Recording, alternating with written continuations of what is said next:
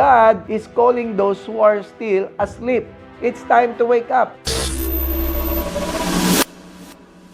Matthew chapter 12 verse 30, this is war, and there is no what? Neutral ground. If you're not on my side, Jesus said, you're the enemy. If you're not helping, you're making things worse. We are really in the battle. Because if you are really in Christ, you cannot just sit around and allow the enemy to pounce you with his destructive schemes and become his victim. No. You cannot be a victim because Jesus already fought for your victory. Kailangan mo lang gumising at lumaban.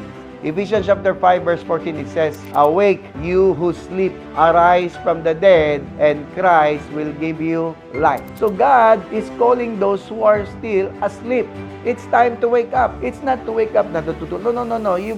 Yung mga hindi open ang eyes to the reality of the situation around us today. Gumising ka. We are entering into an era of warfare. And the Lord is calling those who are His, yung sa Kanya, preserved for His last days. Who are these sleeping? Every one of you who are tired of routine. These are the people who are confused about what to do in life. Ito yung mga tao na rejected in the systems of this world. To those who don't believe that life has no meaning. Those who are spiritually alive pero hindi active. So these are the people who are righteous in the camp of the enemy that longs to be set free. And those who are crazy radicals in the world that longs to live a life of holiness, this is their time.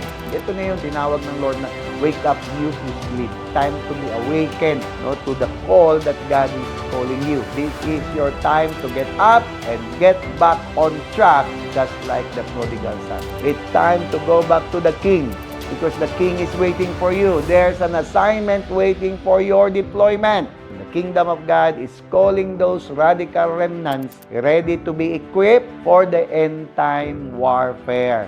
Again, there is a fight, there's a battle that needs to be won. Kailangan mong lumaban.